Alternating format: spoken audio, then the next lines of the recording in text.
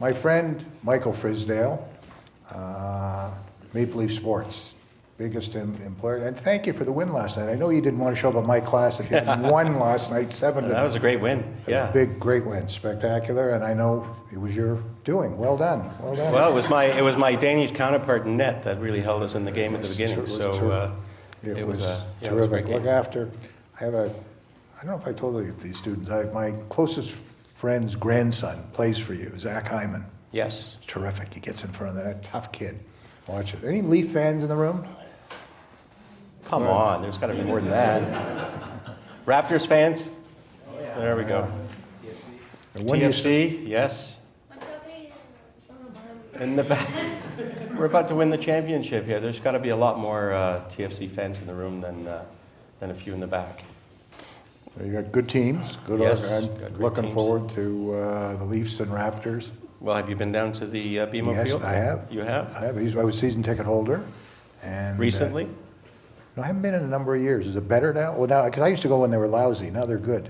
Hey, listen, they're great right now. And after the renovation, which of course was just completed not that long ago with the roof coming on, the stadium has really taken on a whole different feeling. And so I think you'll have a totally different experience when you come down next time. I've been to the football games in the stadium, but not a soccer. Yeah. But I'll try it. I'm gonna come down. Maybe you'll invite me. You got a box where we could be inside.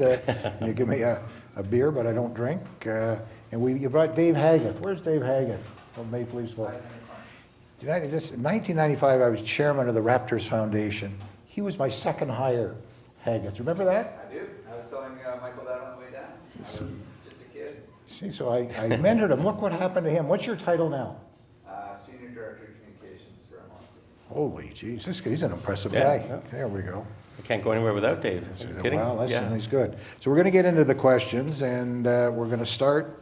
There were two questions, and we'll see whether they look the same, but we'll start on the topic of women in leadership, because it's very important in this course, CSR. And we had last week, I think I told you we had the CEO of Catalyst. Yeah. Tanya. How'd you like Tanya?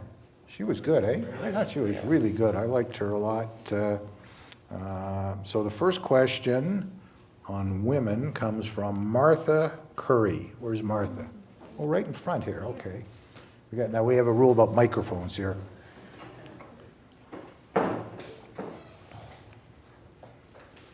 Okay, so my question is about women, and it's that research studies have consistently linked gender diversity in corporate leadership with better performance on at least 3 financial measures. And looking at your website, I found no female representation at the board level and only 3 out of 16 in the Leaders at MLSE page. Do you feel that MLSE is at a disadvantage by having underrepresentation of women at the board and leadership level? And are there any initiatives that you're implementing or will implement in the future to try and increase female representation at leadership? So maybe I'll start with the board first, because I think we're a private company, in fact. So we're owned by public companies, but we're a private company. So we had women on the board in the past, and most recently we can't have certain functions from either Bell or Rogers on the board, and so that drives some of it. When it comes to our senior leadership functions, one of the things that we've implemented just very recently is a women's leadership forum, which is really driven by 3 of our most senior leaders. So we've just recently hired Cynthia Devine, who's our new Chief Financial Officer, who joined us. Previously, she was CFO of Tim Hortons, and then most recently RioCan and CFO of the Year. So a great hire for us. We've got Shannon Hosford, who's now in our senior leadership team, who heads up all of our marketing and customer. She's really good. And she's I know great. Shannon. She's She great. led the entire effort with We the North, and of course all of the game operations for all of our teams is something that she's very instrumental in. And of course we have Kim Carter, who's our head of human resources. So until recently we really only had Shannon on the executive committee, and now we have 3 women out of 7 that report directly to me are women. So there's been a marked difference in terms of how we're progressing with this strategy as we go forward, not just with women, but also diversity in general. And so when you look at our overall leadership for all managers, we have probably close to 33% are women today, which is probably reflective of most of corporate Canada. Should it be higher? Absolutely, and that's one of the reasons why we've invested a lot of time and a lot of effort in this Women's Leadership Forum. So we're going to be spending a lot of time, and we just launched it. We had our expo for our staff just last week, and it was launched to our entire MLSE organization at the same time, and that'll create a forum that will certainly promote and I think make a big difference as we look ahead. Okay. Question also on the subject of women from a guy. Here's a guy, Alexander Barrett. Where's Alexander? Hi, Michael. So my question is very similar to Martha's. I'm a huge sports fan. Unfortunately, not of the Leafs. I'm very sorry. More of an Ottawa and a Pittsburgh fan. So maybe We'll change that. Yeah, maybe. So I'm well aware of the barriers that women face in sports. Sports have traditionally been reserved for men and is talked a lot about by men as well. But that should really not be in the 21st century. There are truly amazing women athletes who compete every day, yet are not publicized as much as men's sport.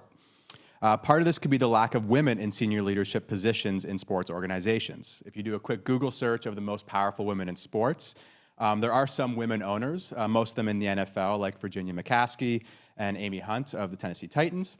But there are really no high-profile women executives across the four major sports, including hockey and basketball. So MLSE has implemented Vision 2020 as its long-term corporate strategy to foster company growth and generate various new revenue streams.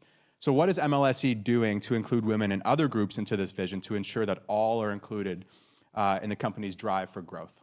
Well, so you bring up Vision 2020, which is an initiative that we just launched in the last year, and it's really our long-term plan in terms of how we're going to drive our business forward. And we have 5 key pillars in Vision 2020. And one is, of course, winning, because it's critical for us to have winning teams. It drives an awful lot of not only fan engagement, it's important for the community, but it also, of course, drives the business of sports. So that's a critical element. The second one, of course, is a self-funding business. We want to make sure that we can invest in our teams. We want to make sure that we can invest in the organization, in our fan engagement programs in a way that we can become more of a sports leader than maybe we've been in the past, particularly when it comes to fan engagement. Instead of one-on-many, it needs to be one-on-one, and it needs to be a lot more meaningful than maybe it's been in the past. When you then look at fan engagement in and of itself as a pillar, but then we go on to a thriving and engaged organization. And what that's all about is really kind of what you're describing, which is to ensure that we as an organization work together as a team. We're made up of people. We don't have a lot of assets. Everything we do is around the people that work within our organization. They make the fan experiences count. They really create special and unique moments for our fans. And so we have made it one of our core pillars, and that is where the Women Leadership Forum sits as part of that pillar. And of course, our diversity strategy is also very much focused on that. We've got in the Raptors, we have one of the few female vice presidents of basketball operations. And Teresa? Yeah, and Teresa. She's spectacular. She comes to Ryerson a lot. She's taught here with a Teresa. Yeah. Home run. Love Teresa. Yeah, and so she's been there for quite some time now, and she's certainly setting the pace from a female perspective and joins all the senior meetings with Masai, at the league level. And then the fifth pillar is community, and I think when we talk about corporate social responsibility, it really is a lot about community as well. And so that's a key driver of what we do. And in fact, the launch pad, which you've probably seen down here on Dundas Street, not far from us, was really envisaged, created, and is run by a woman who has really put us on the map in terms of what we've been able to create within Launchpad. So it's a big driver for us. I think the sports industry as a whole probably haven't until more recently embraced it to the degree that it needs to. And so I think we have a percentage at even 33, higher than, say, the NBA, which I think is probably around 25%. So I think, we're making inroads. Are we finished? No, we have a lot more work to do. Can I ask you something? I'm passionate about Ryerson. I need you when you go back to send a memo to your HR people that when they're hiring, I want them to look at and hire Ryerson MBA students. Absolutely. Okay? Well, number one priority. Well, listen, we're As you speak about Ryerson, Ralph, one of the things we are about to launch is we're going to have a joint program with Ryerson, which is really going to be to develop entrepreneurship in sports. So we're going to have a lab, which we won't go into a lot of detail today because we're still working through how the program will unfold, but it'll really be sports related and the evolution of sports. So it'll be a future sports lab, and that'll be a joint MLSE Ryerson initiative. And the real driver of that will be to get innovative young people involved from an entrepreneurial perspective and also be a part of the evolution of sports. And of course, we as MLSE will provide all of the resources in terms of our skills and the insights that we can provide to help develop that. So that's an initiative which we're very excited about as well, as you mentioned, Ryerson. Yeah, no, it's going to be, I'm involved in it, spectacular. It's a great partnership for Ryerson and MLSE. So, but remember, hire Ryerson MBA students. I'm chasing you here. Based on merit, Absolutely. They may use me as a reference. Is that a good thing or a bad thing? I'm not sure. What do you guys think? Is that a good thing or a bad thing? Okay, I'm not going there anymore. We're going to now go to the topic, MLSE leadership, general career questions. Shannon. Hi, Michael. So in reading about your appointment to president and CEO of Maple Leaf Sports and Entertainment in 2015, it would seem that a lot of people were surprised given most of your experience was in the airline and tourism industries. How do you think your background translates to the work you're doing now, and how has it set you and MLSE up for success? Well, so if you look at MLSE and the evolution of the organization, we've had some pretty dynamic CEOs run MLSE over the years. You had Richard Petty for many years, 10 years. You had Tim Lewicki just before me for a few years. And then along came I, probably more as an outsider to sports, obviously, because of my background being in airline tour operations. And I think when you look at what Tim created when he was here for the last 2 years was really a dynamic revitalization of our teams. Tim brought in Brendan Shanahan, which is obviously a critical part of our strategy for revitalizing the Leafs. He brought in Masai, which was absolutely critical for us to kind of move the Raptors to that next level. He put a big focus on our sports with TFC, focusing on soccer, invested heavily in our infrastructure, be it BMO Field, be it BioSteel, and other big investments. And so when the board looked at a replacement for Tim, I think what they were focusing on, having such strong leadership, and I think it's fair to say that we probably have the strongest leadership in sports, when you look at our 3 core teams. I think they focus much more on executive leadership, and they said what we're looking for is somebody who can really kind of bring all of these pieces together and now focus on the business of sports. And also, sometimes you can have too many chefs in the kitchen, so to speak. I think the organization is at a point where we also had to look ahead and say, how are we going to keep funding this? And so we need to find new revenue streams. We need to be much more engaging with our fans in a more meaningful way.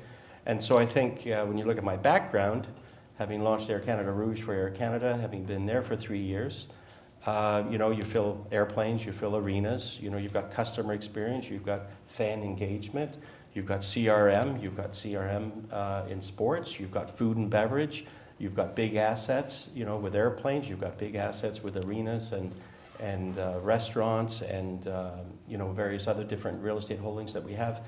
So there was a lot of overlap from a business perspective, and I think it's worked out really well when I reflect on the last 2 years because I let the teams do what they need to do.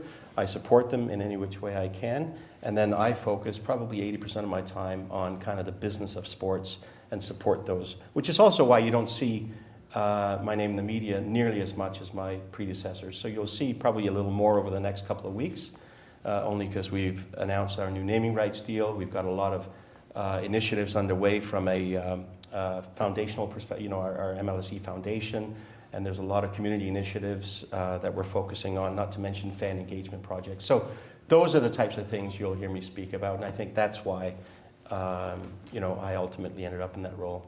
That was a long answer, but hope that answered your question. Allison, it's a follow-up. He sort of answered, but focus up. I want you to ask it anyway. You may have answered this already, but I like the focus at the end. So yeah, you kind of covered this already, basically, but since becoming the CEO, several media publications have described you as mysterious, private, low-key, a man who eschews the spotlight, especially in comparison with previous CEOs like Tim Lewicki, who famously announced 2 months in that he had a Stanley Cup parade route mapped out for the Leafs. So you, on the other hand, reportedly spent your first 6 months meeting staff, fans, and corporate partners, but far from the public view. So has the increased media attention that comes from the MLSE influenced your approach to your role as CEO? Well, I mean, it certainly affects you in MLSE because MLSE is, as people would often refer to it as, the most public-private company that's out there. So you do get an awful lot of media attention. But keep in mind, the teams are really the stars of the show here. It's not MLSE. It is the Maple Leafs. It's the Raptors. It's the TFC. We've got a big music business with Live Nation, of course. There's a lot of focus from a media perspective, but it's really about the teams. When the media realized I wasn't going to comment on teams, I become fairly uninteresting, right? Because if I don't talk about what's happening with the Maple Leafs, then at the end of the day, they'll go and speak to Brendan to find out what's happening with the Maple Leafs. And so I think at the beginning there was a lot of people calling Dave, and he was very good at keeping them away from my door. I did one round of interviews only once since I've been here, and I'll probably do another one in the next few weeks, as I mentioned, because of some of the initiatives that we've undertaken. But beyond that, it's just really focusing on the day-to-day business, and it hasn't really affected me. Hi, my question is with respect to a story which I read in Toronto Star.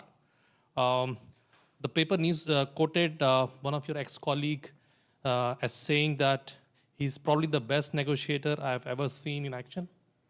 So my question would be, what according to you is the key to be a good negotiator? How'd you get 800 mil out of Scotia? That's good negotiating here.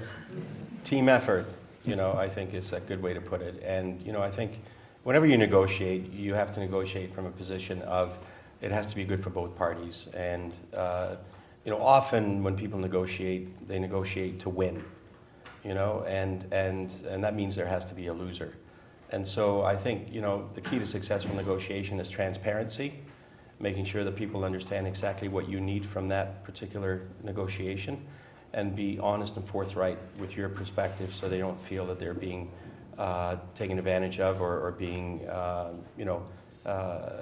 viewed in a way or treated in a way that isn't with the utmost respect. So I think transparency, if you take our naming rights deal that we just went through, is a very complicated process.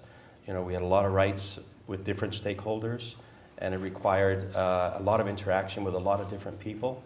And what made that that process very successful was really transparency and making sure that people understood exactly how we were going to get to an answer and what our process was. So I think, there's not a straightforward answer because I think every situation is, of course, very different. But as a general statement, I would say transparency, openness, and go for a win-win. Don't try to get a home run. Okay. Manuel Avila. So I want to talk a little bit about that moving from your previous industry to this one. Some of us are in this MBA program have the inner desire of changing our careers probably to another industry, but there's always the fear of being in disadvantage with other candidates that have better experience in a new field. So this is sort of asking you an advice.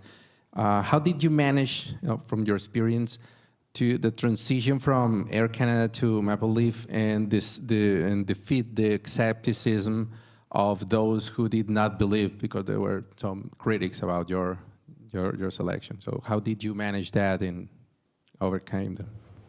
Well, first of all, the more profile your position and your role becomes, the more critics you're going to have, and the more armchair quarterbacking you're going to get on every decision, on everything that you that you do. So I think that will just happen. It almost doesn't matter in what role.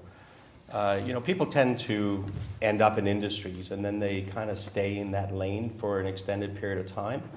And I went probably from a very entrepreneurial background because I had my own business and built that up and then sold it.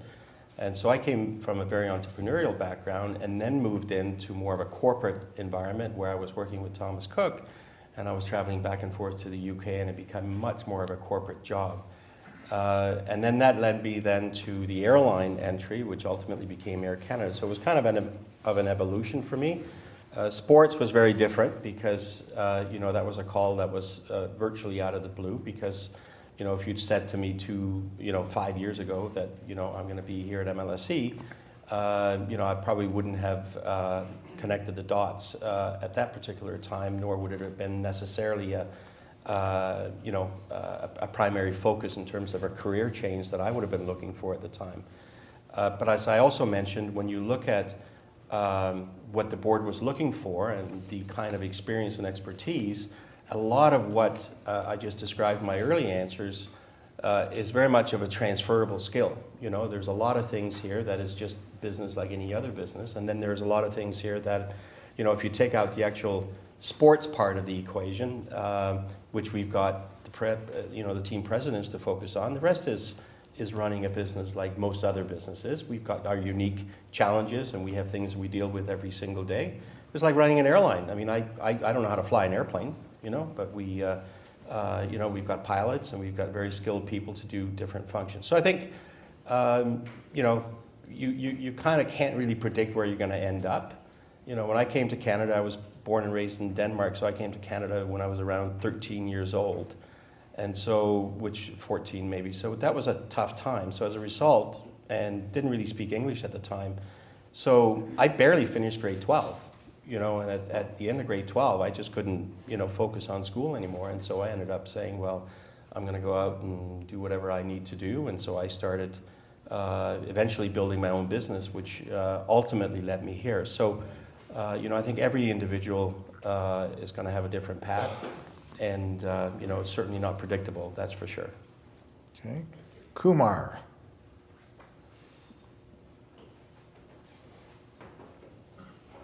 Hi. My question actually relates to your fan engagement strategy because fans are highly loyal, they can be brutally critical, they are passionate, which is different from the customers which you must be having when you were working with Air Canada. So what is your strategy for engagement of fans and how is it different from your strategy which you must be having when you were working with customers? Well, there's a lot of overlap, quite frankly, because people are, emotionally tied to our teams. Most companies have loyal customers. Most companies would love to have fans, right? And so, when we look at what our organization looks at, when we look at fan engagement, it is really providing a meaningful experience, but particularly for fans outside of the arena. Most of our revenues today and most of our focus up until this point has been in the venues, in our arenas, in our stadium, to make sure that we look at how people feel when they're in the arena. But we have 13 million fans across the country with our various different teams, and very few of those will ever get to set foot in the Air Canada Centre or even at BMO Field or what have you. So our focus as we look ahead is to bring these fans in as part of our teams by really becoming a one-on-one in terms of a dynamic relationship with them in a much more meaningful way and give them behind-the-scenes experiences that they wouldn't normally get access to. And by being a fan, and you'll see a lot roll out. In fact, you'll see Leaf Nation or Leaf TV is actually going to be relaunched on October 7th, and you're going to get a completely new look and feel, and it's going to be tied into our whole digital strategy as well in terms of allowing access behind the scenes and being a lot more meaningful than maybe looking at games from God knows when. It needs to be a lot more relevant to where we are today. So the evolution of that also requires us to have a one-on-one relationship with our fans. And believe it or not, We have, as I said, 13 million fans. We only have 300,000 or 400,000 fans that we actually have a solid profile on. So when you look at our ability to connect with fans, it's very limited. So what we have to do is we have to fill that database, and we've got to understand our fans and their needs, because you may buy a ticket, but that doesn't mean you're actually the one in the arena watching the game. And that's only if you come to the arena. We also want to attract the people that are sitting at home and consuming the games, not just through broadcast, but through streaming and through other means as well. So that is really what we mean by fan engagement, and that's where our focus is going to be. Somebody said, did you, when you came in, the new guy, did you hire Boston Consulting or one of the big groups to do a study, or was that just, I thought I heard that. No, we did hire BCG, Boston Consulting Group, but not to do our strategy and not to do our Vision 2020. We hired them to help facilitate, because the organization up until that point, we didn't have the internal skill set that was really required for us to really think through all of the ins and outs of the various different elements that we needed to articulate as part of our Vision 2020 strategy. So what Boston Consulting did was they came in and created the framework and the environment for us to do that. Our guys really put together the strategy. They helped us formulate it, and then when you have a strategy, as we all well know, that's all well and good, but if you can't implement it, or you don't have a strategy for implementation, you know, it's going to be all for naught. It's going to sit in the drawer someday. So they were really there for facilitation much more than actually delivering a strategy. So the strategy was really put together by the senior team.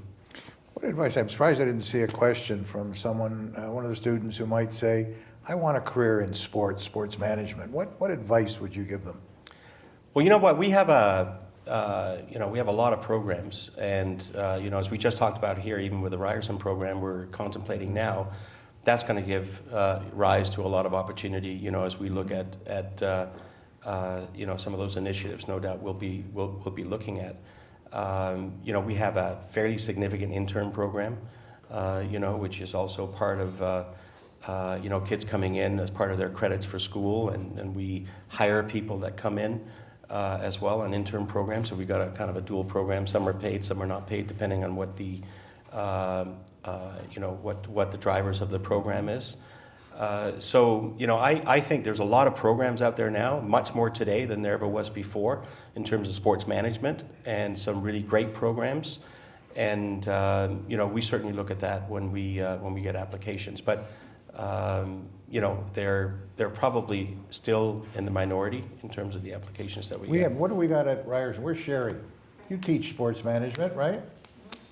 How many? What do you get a microphone? This is a guru sports professor. You want to get into the sports business? Go see Sherry. She hits it out of the park. Knows everybody. So we, as context, I started the sport management program at Brock, and that program just celebrated its 20th year. There's a lot of programs in Ontario, but here at Ted Rogers, coming in, our strategy is going to be more. We have a minor in sport marketing at the undergrad level. And those classes they've tripled in size, so I would say 240 per class. There's 2 sections. We teach one in cooperation the last couple of years with someone from MLSE. So Teresa worked with us, and last year we worked with a couple people from the Leafs. But what we're doing is focusing at the MBA level to build a bit of point of difference from all the other programs in Ontario. So we start our first, this is the plug, MBA class in sport business strategy in January, and our co-instructor is Brian Cooper. So he'll be doing the role of Ralph and bringing in the guest speakers, and then I'll do the hour of content. Next question is on entrepreneurship from Jessica. Where's Jessica? Right there. Thank you. As an entrepreneur, you owned and invested in many businesses. Some of them were very successful, such as the travel firm. Some of them failed, such as the Italian restaurant. Yeah, I'm going to buy my own spaghetti from now on. I'm not going to go down the restaurant path again. Yeah. Sorry about that. No, that's okay. What suggestions would you give to a new entrepreneur? Thank you. So, clearly, the restaurant, just to finish on the restaurant, was more of an investment. So I think there's a difference between building, going in, working your own business, and as I did when we ultimately built the travel business and sold it to what became Thomas Cook. The restaurant was more of a passive investment, which clearly didn't do so well. So won't be doing that again. But of course, you live and learn, and that's part of what this is all about. How long ago was your restaurant? God, when was that? That would have been thinking the late 90s. Because I got lots of friends who've lost money in the restaurant business. Oh no, there's a few of them out there. Yeah, no, I can assure you it's not an easy business. And but back to your question on entrepreneurship. I mean, I think. I grew up as an entrepreneur, and so this is what I did, and this is what you do, and you kind of reflect back. And if I knew then what I know now, I wouldn't have been a successful entrepreneur. And the reason why I say that is I wouldn't have taken the chances that I took back then because I would have been too conservative. I wouldn't have pushed myself because I would know today, well, there's a low likelihood of success. And back then I didn't know I couldn't succeed, so I just went ahead and I did it. And so, I think the successful entrepreneur pushes himself and doesn't take no for an answer and believes in his vision and drives. And I think, that is, for me at least, what created a successful environment for me. Okay. Kijiji. I can't pronounce. I don't know if I pronounced it right. Was I remotely close? No, not even close. Okay. It's Kshitij. Yeah. That cleared it up. Hi, Michael. Yeah, my question to you is on the same perspective, like entrepreneurship. Even I aspire to run my own business. So I just want to know that what kind of government regulations which will affect the startups or the new businesses which enter in the market. Well, I mean, it very much depends on the type of business you go into. So some industries, of course, are very heavily regulated, and so it has a significant impact on your ability to operate as an entrepreneur. Then you have other decisions that affect you, like minimum wage significantly increasing, and those, of course, as an entrepreneur, when you're in a business and you're starting up, puts a lot of pressure on your business from a startup perspective. That said, I don't think that government really gets in the way of most entrepreneurs. I think there's a lot of support, there's a lot of programs out there. And so I certainly haven't experienced red tape as being a problem for me as an entrepreneur. So I don't see government as being a huge negative influence. We only had one question on CSR. Surprised. I thought there would be more. We talked yesterday, and I told you when I showed up here, I didn't know what CSR was, and then I read about it. How would you define, what do you know? You're a mature, seasoned business guy, corporate social responsibility. You didn't study it in school? What? No, I certainly didn't study it in school, and I think my first exposure to that probably would have been during my days in Thomas Cook, being part of a big public company where it became part of what you do in terms of reporting, and I think that was probably my first exposure to it. As we look at our organization today, while we don't report on it, it really is a lifestyle in business at the end of the day. It's how you conduct yourself in everything that you do. And so when you kind of look back at your in our case, our 5 pillars, you can tie social responsibility into any one of those pillars in one way, shape, or form. And so, I think there's probably the official definition of what it means, but I think it's really a lifestyle in terms of how you run your business. And that includes all the elements we talked about, whether it's women in business, whether it's diversity in general, but it also goes to community, it goes to giving back, it goes to, a whole host of issues. So, I think it's something that we certainly have tried to embrace in a very meaningful way and will continue to do so. Okay. Michael Strong. Where's Michael? I am a lifelong Leafs fan. I'm very excited about this season. I'm really excited a long time. Regarding corporate social responsibility, the question is often asked, what is the ROI? While a few other business functions face such a high level of scrutiny, the question always precedes any social initiative. Your attempts to track this ROI are made evident with your admirable efforts in designing your own data gathering technology to track the results of your users. However, if it was definitively found that a social initiative such as MLSE's Launchpad, despite having clear social value and some successes, had a negative return on investment, do you believe it's your responsibility to the shareholders that you terminate the program? Well, one, it's a program that's funded 100% through donations and fundraising. So, and of course, we as MLSE put a lot of money into the MLSE Foundation.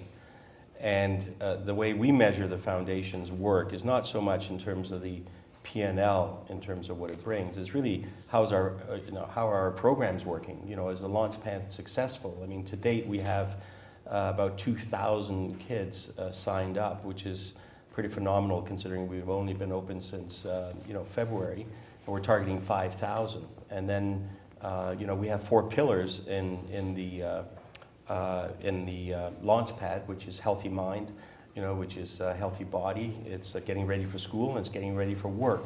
So how successful are we in those programs? That will determine not whether we shut it down or move on and do something else, but how we can improve that, and are we in fact delivering a meaningful benefit to the community. And so that's what we're measuring, and that is how we measure ourselves. We don't measure ourselves on the P&L. That really doesn't enter into it at all. Okay. Tao, where's Tao Jiang? Hi, Michael. My question is, according to Professor Sherry Bradish at Ted Rogers School of Management, Raptors draw as many as 10 million television viewers in China every game. Most people, including me, started following Raptors because of Vince Carter. I'm asking on the behalf of Raptor fans in China, what is MLSE's strategy for the Chinese market, and when can we expect Raptor games in China? Thank you. Well, certainly the NBA is very active in China. They have 6 offices in China and promote the game of basketball and, of course, the NBA very aggressively. And the Raptors are a team which is very well liked in China. Of course, we have our jerseys for Chinese New Year's. We do a whole host of things that are really focused towards the Chinese community as a whole. And in terms of playing over there, and I should also say, just on the topic of China, we hosted a sports conference in China just last year, which was hosted by MLSE. So we have an ongoing dialogue with the Chinese in terms of how we can also help, not only in basketball, but also in hockey with the Winter Olympics coming up. There will be a lot of expertise required in China, which we've been very pleased to be able to help with in any way we can. So from our perspective, China is a very important market. 10 million people watching our game is much more than we get here in Canada. So of course it's a meaningful amount of people. And if you look at Sun Life, for instance, who just bought our patch on the Raptors, that was in large part because of the reach we have in China. They're very big in the Chinese market. So in terms of playing over there, you may know that we played Orlando last year in the UK. And given the opportunity, we would certainly consider going to China as well, but that will be an MBA-driven kind of initiative. And so far, we don't have any immediate plans, but we're certainly there to support all the efforts of the MBA in China anytime we can. Okay, we have a number of questions about activism in sports. Parvinder? You may want to duck some of these here. Yeah. Hello, Michael. So my question is, as you might have heard about protests going on in U.S. Major League Sports against social and racial injustice. So, and this protest is gaining momentum, especially after President Trump's controversial statement suggesting team owners to fire players if they kneel down during national anthem. So in your opinion, is this a right way to protest? And what would be your take if players from MLSC franchise show their support in this ongoing protest? Well, so I mean, clearly it's raised the issue significantly in the United States recently, particularly with the NFL. And our view is that whether you're a player or you're just a regular citizen, you certainly have a right, to voice your views and voice your opinions, be it political or otherwise. Now, how you do that, I think there's a lot of platforms that are available to players and to people in general to do that. I personally don't believe that kneeling during the anthem is the right way to do that. I think showing respect for the flag and the anthem by standing up is the appropriate way to do it. But having said that, I certainly support all of the various different platforms that allows players and everybody else to really voice their opinions, whether it's supportive or advocating against something. So that would be my view. Okay. Christopher Suk? Hi, Michael. As you know, professional athletes have a tremendous effect on the youth in the city and often act as role models and even heroes for a lot of these kids. What do you think the responsibility is of the professional sports teams for their players' actions outside of the actual games?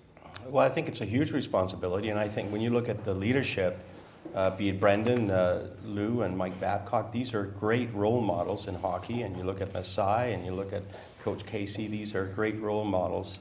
And so they spend a lot of time working with our players and making sure that they're well-versed, because some of these players, they're 19 years old, they're 20 years old, so of course they're just getting thrown in the deep end in some respects, depending on what the issue is. And so we give them training as well when it comes to social media, in terms of how to handle that, because that can be overwhelming as well. And I think our players certainly recognize that they're being viewed by the community at large, and what they do and what they say, has an impact on people. So it's something that we certainly take very seriously, and something that I know the leadership of each one of our teams focuses on with their players. Okay. Similar, but a follow-up. Keegan, I saw you before. Where's Keegan? You're always at the back, Keegan. Okay, well, that's all right, Keegan. You told me you wanted a career in sports. Yeah. Okay. So I told you, go see this guy, get his card, hire my friend Keegan. Good guy here. Listen to Ralph. Is he an agent, or is he, yeah? So, Michael, I kind of cheated with a two-part question. First, what do you see as the next great development in covering and presenting live sports? And second, this NBA offseason, we've seen LeBron James call Donald Trump a bum on Twitter. We've seen Kevin Durant create a secret Twitter account to defend his original Twitter account against Twitter trolls. So athletes are getting more candid and clever in the way they engage with fans. So what's the next step in player-fan engagement?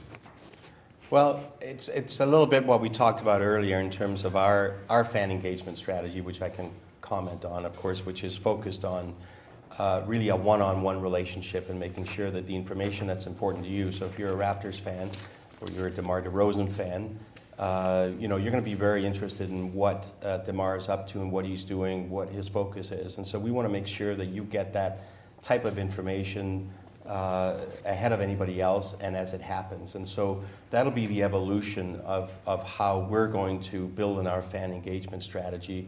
It'll also be a function of giving people, our fans, access to moments that they typically don't have access to. And we're looking at different ways of implementing that. And you'll certainly see a big focus from MLSC going forward to be able to allow people who rarely get access to their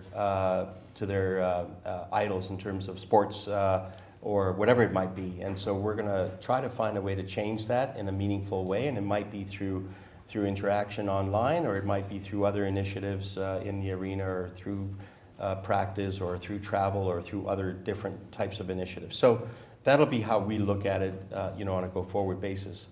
To your point on the social media, players, like anybody else, are individuals, and they have their own views in terms of how they should proceed and how they should progress. And I think we try to provide our guys with as much information as we can and as much guidance as we can in terms of social media and how to use that to get a positive message out, which is clearly what we advocate. I forgot your first question. If you could just repeat that. So what's the next development in covering and presenting live sports?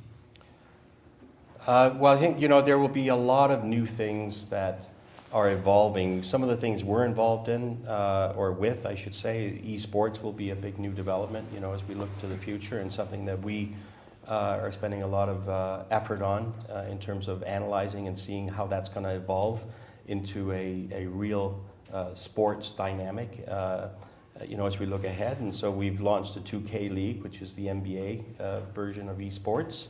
We'll be doing a similar thing with MLS, the Major League Soccer. So those are our initial forays into looking at esports, and we'll see how that plays. Virtual reality is another evolution that's going to certainly have an impact on sports and something we're looking at as well.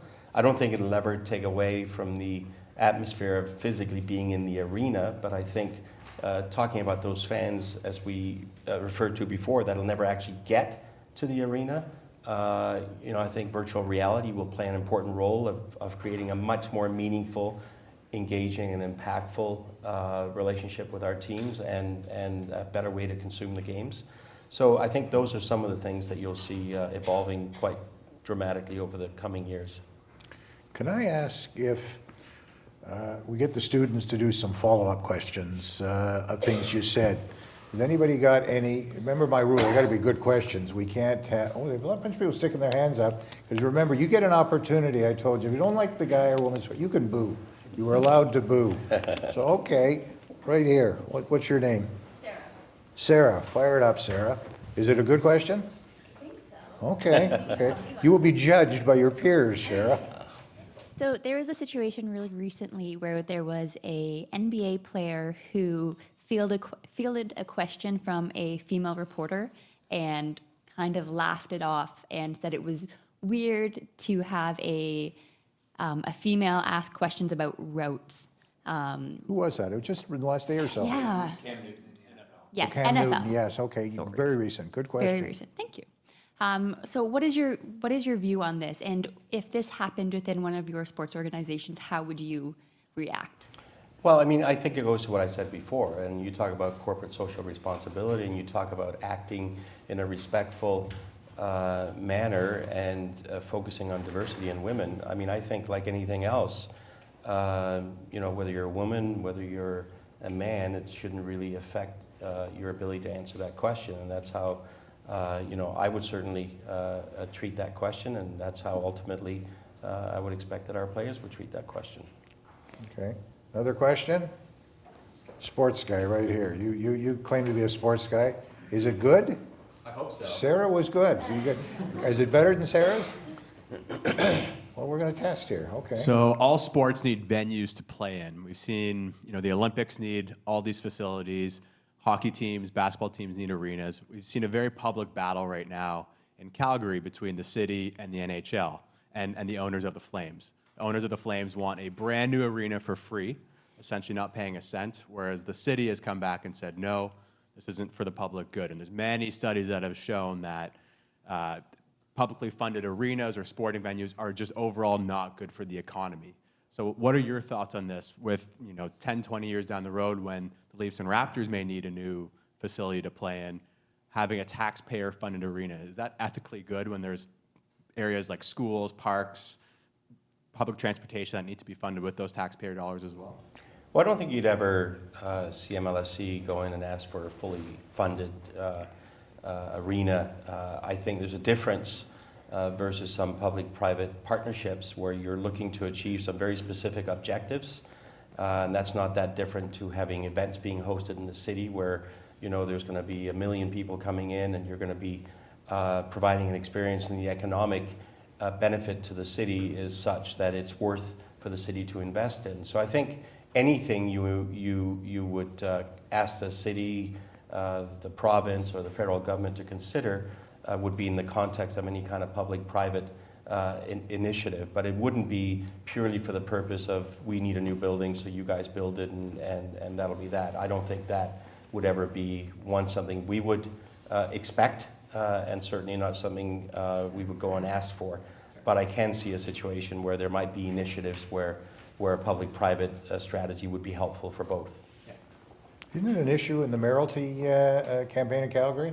Have they had the election? Yeah, Benton has come out and essentially said Calgary make the right decision, vote against Nenshi to ensure that the arena is built and the Flames stay. And when is the election? It's this week or next week. But he should win. I mean, he's way ahead. They'll win in a landslide. Yeah. So the Flames might leave. Okay. That was a good question.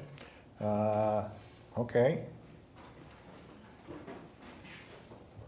So as I said earlier, I am a big Leafs fan. I'm also a big Raptors fan. I often go to Maple Leaf Square or Jurassic Park during the playoffs. And one of the things I notice is when I'm at Jurassic Park, it feels like a representation of Toronto. There are people from many ethnicities, lots of groups of people. When I go to Maple Leaf Square, it's mostly white people. It honestly feels a little uncomfortable for me. I think the fan base is not representative of the city. And I'm just curious what Maple Leaf Sports Is Entertainment that at a Leaf game, you say it's? Yeah. Oh, what for about sure. a Raptor? Raptors game is fully mixed. Fully diverse, okay. It looks like Toronto. I'd say Okay. it looks like Toronto. It looks like a full mix of cultures, whereas the Leafs is very much a European or white. I mean, I'll be blunt. It's mostly white people. Are the Maple Leafs doing anything to expand their diversity in their fan base? Well, I think the way we deal with that is really through youth development, right? So when you look at some of the initiatives that we have ongoing, and a lot of, I mean, if you look at Scotiabank, for instance, who we had a partnership with for the Leafs for many years, you know, they sponsor some 8,000 hockey teams. And that is certainly very culturally diverse. And so I think, you know, as we look ahead and as we look at that development continuing through the youth development programs that are in place, not only through Scotiabank, but through, you know, a whole host of other initiatives, including MLSE, you know, I think you'll just see the dynamic of our fan base, if you like, will continue to grow and probably be more reflective. I don't actually know sitting here what the stats are specifically to hockey. So I can't comment on that specifically. I can certainly tell you from an MLSE perspective, we certainly focus on a diverse approach to marketing, and that is not, we're not target marketing any particular segment, that I can assure you. So for us, it's about a much broader base. It's just better for the game of hockey as a general statement, and so that's the perspective that we take. So I can't really comment any further than that. Last year, we partnered with the Leafs, primarily Rogers, and the NHL. And I'm only just going to provide an example and a contrast, because so we did a survey on the in and the out, on the beginning of term and the end of term. And so we were lucky. You provided actually 4 alumni. Ralph moderated the panel, who came in, Henderson and Sittler. It was a great experience for the students. And we have a very diverse student base here on campus. So I just am sharing with you, at the beginning of class, we asked, and by and large, 240, 250 undergrads at Ryerson. First sport was basketball, second sport was soccer, and then the Leafs were very, very low. But throughout class, we asked them, again, midterm and at the end, what's your interest in the Toronto Maple Leafs? And I think in part because they as a class were being conditioned about the sport and assimilated about the sport, very many first-generation Canadians, et cetera, et cetera. And we're tracking this in this course over the next 4 years. But in large part because the players are really relatable, and they're relatable to millennials and the next generation sport fan, we saw a huge increase in interest in hockey and the NHL. And I won't say the name because I don't want to get him in trouble, but I think his nickname's the Bear. He started to give out tickets to kids who had never been to a game, and we had kids crying in class. So my point is, at the end of class, over 50, because they'd never been and they grew up thinking that someday they'll go to a Leafs game. And at the end of the class, over 50% identify themselves as a Toronto Maple Leaf fan. So I'm just sharing with you, we identified the number one indicator is because the players are really relatable and they know who they are and they're the same age. So just to share with you, we came in with that and we work with some of the same people that they use, but we've started to see on campus a turn because of the way I think you're maybe telling the stories at the company, but in particular, they all identified with your new young group of players that really got them excited. So, Well, I think that ties into the whole youth, development as you just mentioned there, because that's what really drives it. And when you have young players and you have young superstar players that the Maple Leafs now do, that's gonna take that evolution to a whole new level. So I think it'll be a natural kind of progression. If you want to see good sports events, go to Mattamy. Somebody questions here? Michael, you asked one. I may come back to you, but Michael, maybe, did you ask one already, Michael? Today? No. One of the issues that I'm hearing about a fair bit down in the U.S., and I guess in Canada as well, is as far as we're talking about youth development, concussions. With some of these young players in contact sports like football and hockey, there's increasing concern that when these youth get involved in these sports, they could be setting themselves up for potentially serious consequences down the road. And I'm just wondering if there's been a lot of discussion about that at MLSE and if there's any sort of plan to address it. Well, most of these, of course, are league-driven type of decisions that are made in terms of player safety. As a general statement, it's obviously a concern to anybody who's playing any types of sports if there's injuries. And so, I think when you look at the evolution and the way the games have changed, and I say games because there's many games where you have potential injuries. I think there's a lot of steps that have been taken. Have all the steps that should be taken been taken yet so far? Probably not. I think if you look at each individual sports, there's probably initiatives that could continuously improve safety of players, and that should and certainly will continue to be a focus for us, because safety is by far and away the most important thing. But they're for the most part league-driven types of initiatives.